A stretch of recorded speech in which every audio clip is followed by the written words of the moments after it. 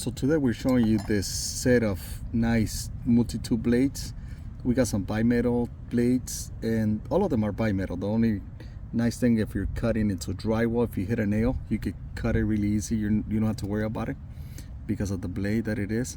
You could cut copper, and the nice thing, it gives you this locks. You could use them on almost any of the multi-tools for any brand: Bosch, Rockwell, Milwaukee, Dewalt, Porter cable, almost any brand that you could think of. You could use them with this locking spacers that we have in here. And so the nice thing about this one's on the side, you can see they got a dimension where if you're going a certain depth, you can already go and you can see the dimension that you gotta go. That way you don't have to be measuring. That's a nice thing about them. And this one as well.